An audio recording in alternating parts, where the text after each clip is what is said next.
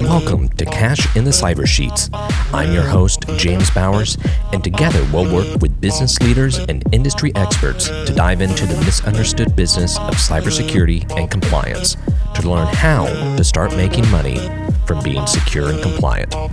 Welcome to Cash in the Cyber Sheets.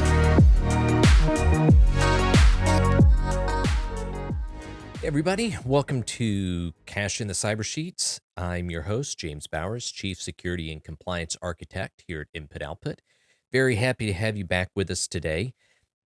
Today we're actually going to be jumping back into the Dirty 13, the common mistakes that we see when we do audits, typically on CPA firms.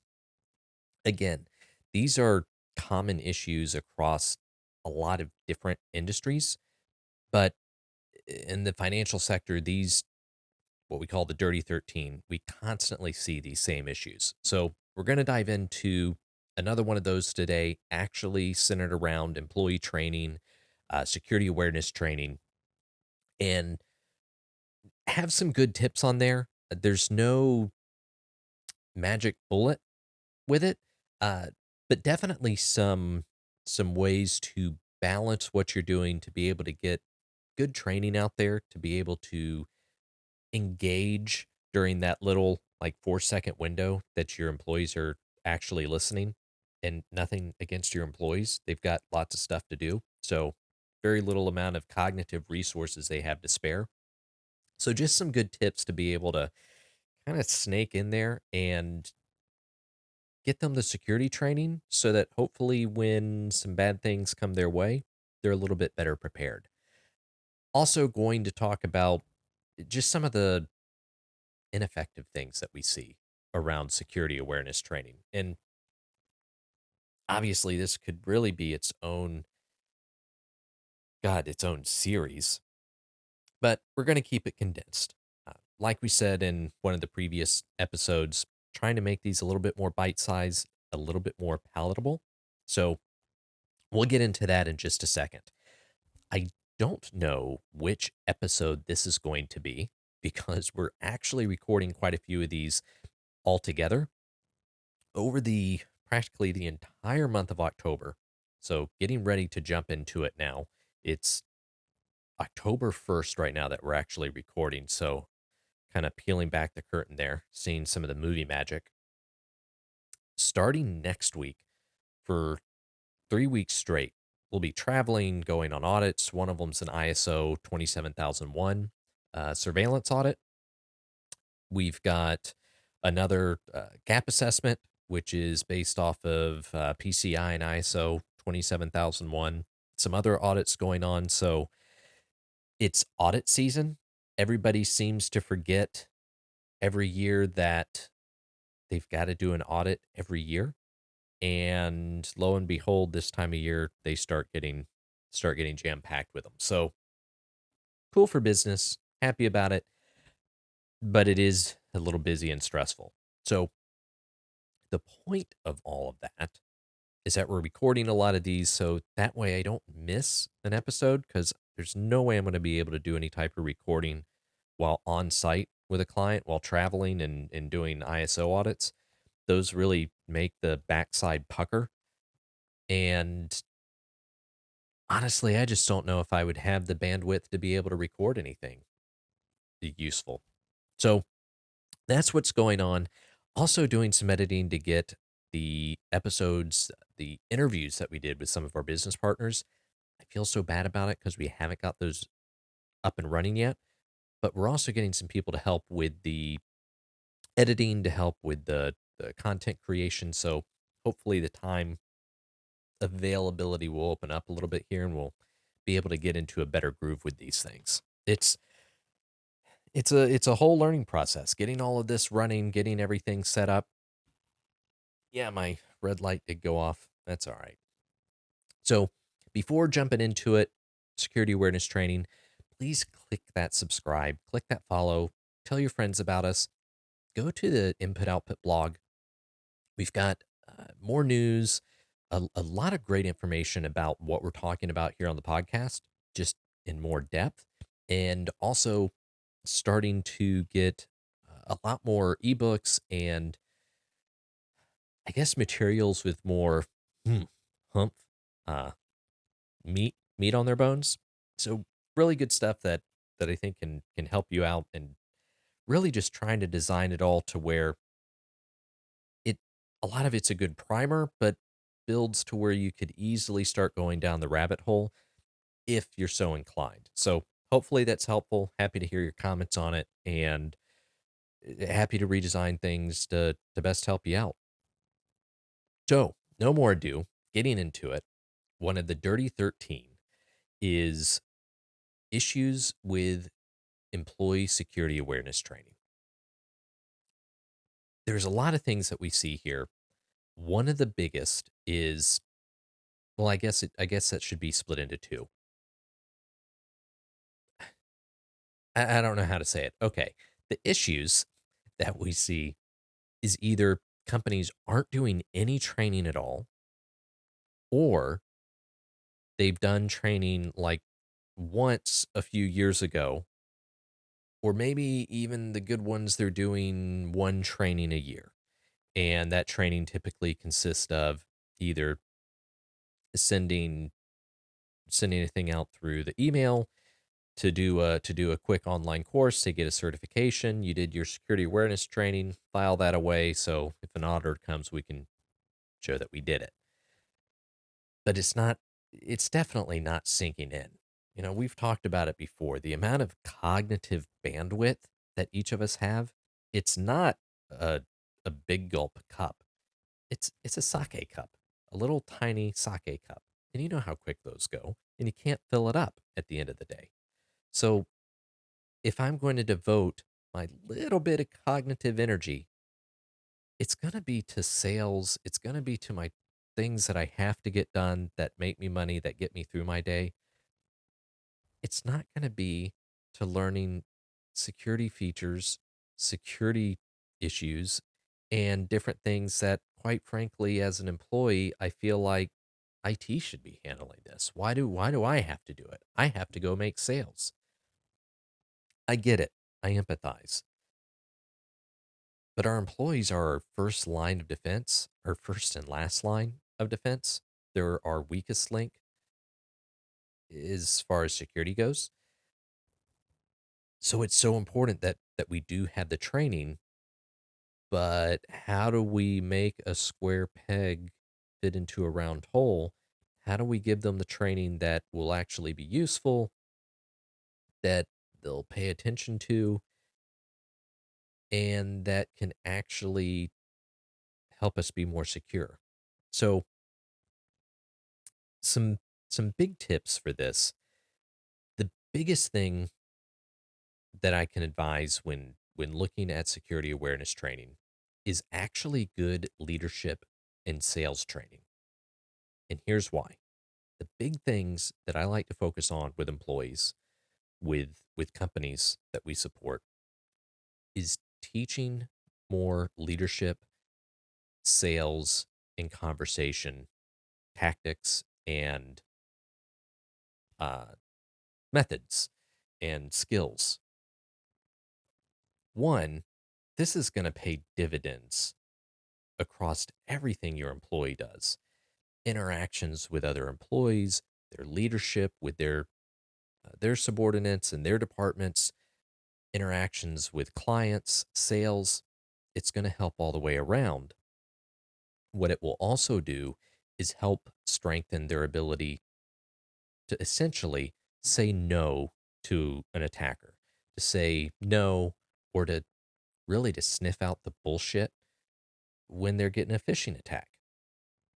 And the four core things that I think will be the biggest bang for your buck when training your employees is, first, teach them how to mirror. Mirror. I spell that out because I feel like it's not coming through for some reason. But teach them how to do good mirroring. If you've never done it before, it feels very awkward. But all it is just repeating back what the person that you're talking to, that you're having a conversation with, just said. either directly repeating it back, typically with a little inflection up. So you want me to get how many papers? Uh, or slightly changing what the person said, but really essentially repeating it just in different words. So, a good example, your boss comes in, says, I need all 500 TPS reports on my desk by 12 noon. All 500. And what this does, like a Jedi mind trick, is it causes the other person to start vomiting information. Go read Never Split the Difference by Chris Voss. It's where I learned about it. And since I've been married to it, we use it in all of our social engineering. We use it in sales. We use it with leadership. It works wonders. What's impressive about it is in every single social engineering program that we've done, every engagement where we've, and our pen testers didn't always know this, but where we worked with some people on the other side to teach them how to mirror to see how well it worked. Every time they did it with one of the pen testers, the tester got they started flubbing. They just like this. They can't. They felt they didn't know how to handle the conversation. Like they'd been caught and it fell apart. They weren't successful, and it was just very simple mirroring. I need to get on your computer to do remote work. Remote work? Yeah, we're having to install some tools to make sure that the system's secure. The system's secure. And without even realizing it, the person that you're doing it to, again, they just start vomiting more and more and more information. And they end up talking themselves into a corner. And as it is with phishing attempts, as it is with somebody trying to scam you, a lot of times that's all you need to do to shut that down. It's also a great skill to have in a sales conversation, in a leadership conversation, performance reviews. It's non intrusive. People don't even notice you're doing it. So, like I said, this mirroring, if I had to hone it down to just one, I would, bar none, mirroring. Learn how to do that, train your employees on that, practice it, get everybody good at it. And it's amazing what it's going to do for the company. And by the way, you'll also be more secure. Kind of neat. The next one, and again, this goes across all dimensions: interpersonal, business, sales, definitely the security side. Wet the whistle. Is asking how or what questions. Basically replacing any type of why question with a how or what. So somebody asks you to do something, maybe it's a little outside of the normal. Hey, I need you to order 50 gift cards and send me the codes from the back. How am I supposed to do that? How am I supposed to do that is, it seems like such a silly question. You're probably listening to this going, why am I spending the time listening to this?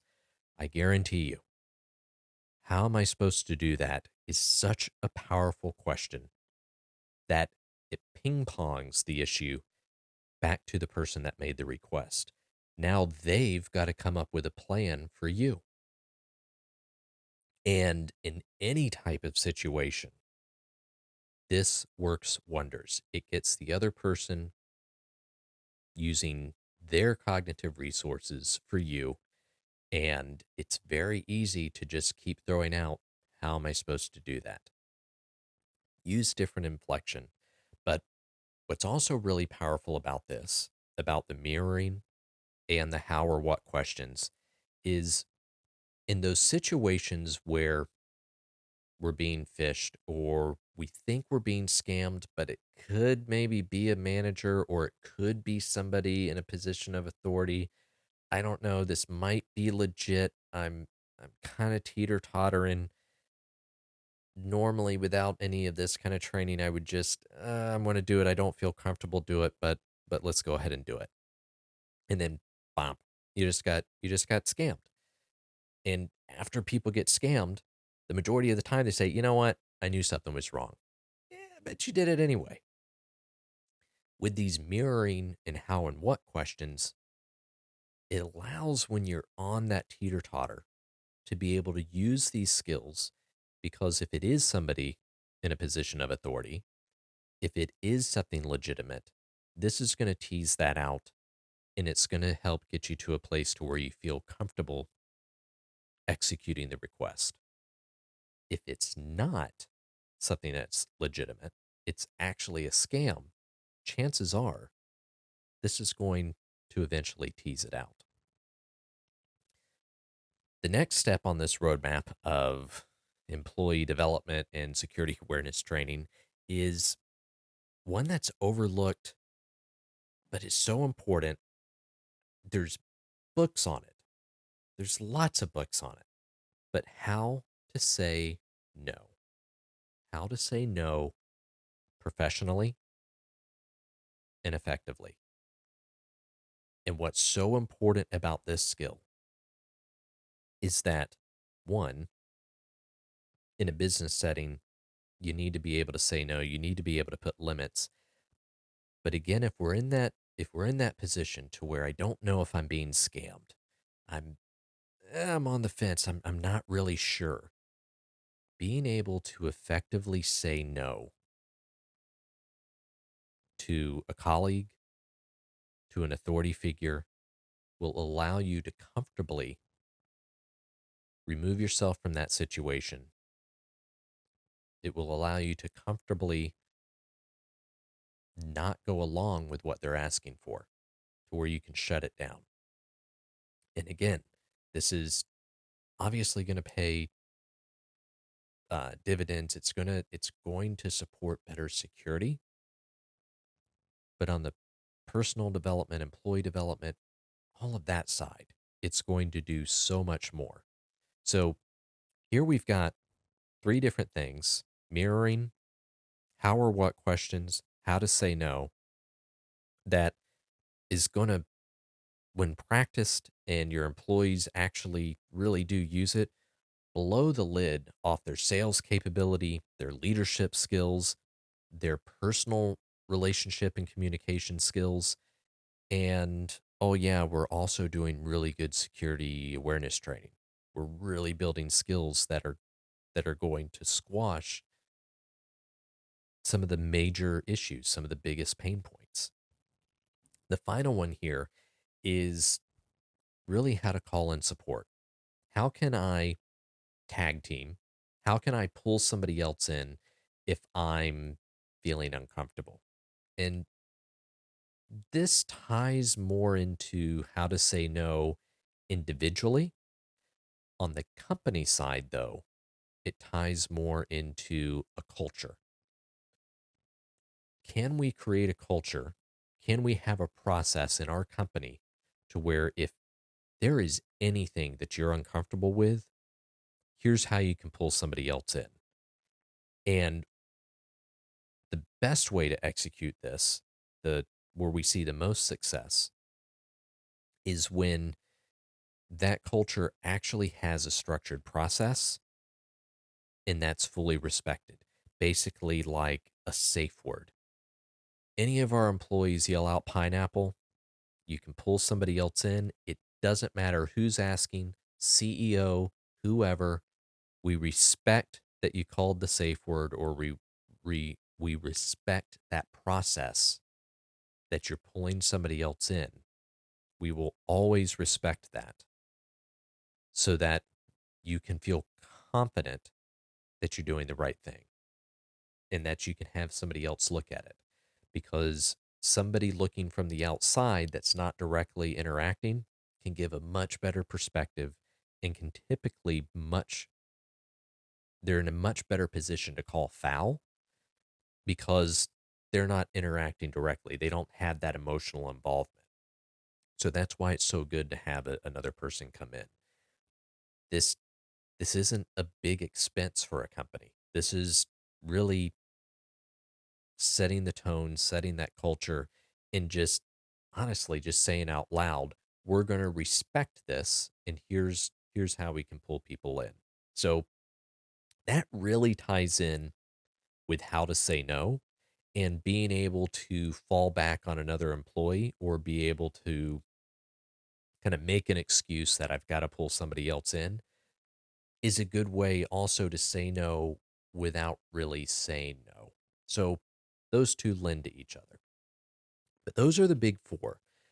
Uh, Again, mirroring, absolute Jedi mind trick, how or what questions, how to say no, and how to call in support, how to get a tag team in. Those four things right there will help stop the majority of social engineering and even phishing attacks. And it's going to pay such massive benefits over on the sales side, everything else. So I've said that I'm going to stop kicking that horse. I can't state that enough. Some other really big tips, and this is more to the traditional security awareness training, actually doing like the phishing exercises, actually talking about current threats, is talk about the seasonal threats. We're getting here towards Mariah Carey radio time. It's the holidays, and there's going to be a lot of UPS, USPS, FedEx phishing attempts. Hey, your package is delayed. Hey, your package isn't going to get there. And we've ordered so much stuff right now that, to be honest, I've even clicked on them. You're in the middle of lots of different things. I'm supposed to be having this package get there. Oh, okay, let me check on it. And bam, we got popped. It's aggravating. It happens. Talk about these things with employees as you get into the different phishing seasons. One of the biggest ones here is obviously the holidays, all the shipping with holiday travel. There's a lot of phishing attempts around things like that. Also, whenever there's, and this one sucks, but whenever there's a natural disaster, there's a really bad event, there's a lot of charity phishing scams. I think those are particularly scummy, but they do happen. So those are really good things to talk about with employees. Hey, there was just a major hurricane, or there was just a major incident. Here's ways that we can help.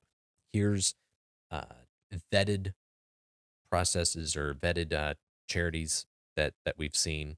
Or even if you don't vet anybody, just a quick reminder. Hey, be on the lookout for charity scams.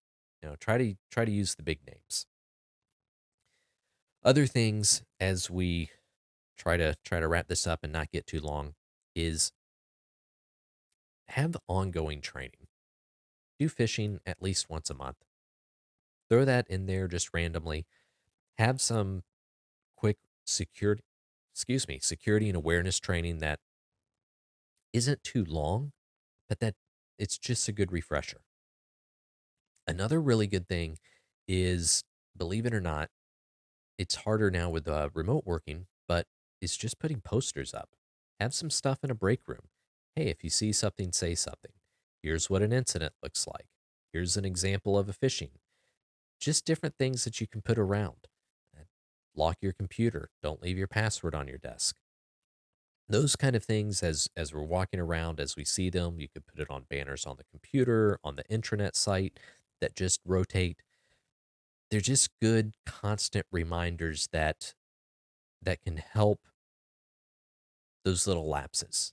It plants that seed even sometimes subconsciously, and just helps keep people doing the right habits, which this really all goes to creating a culture of security.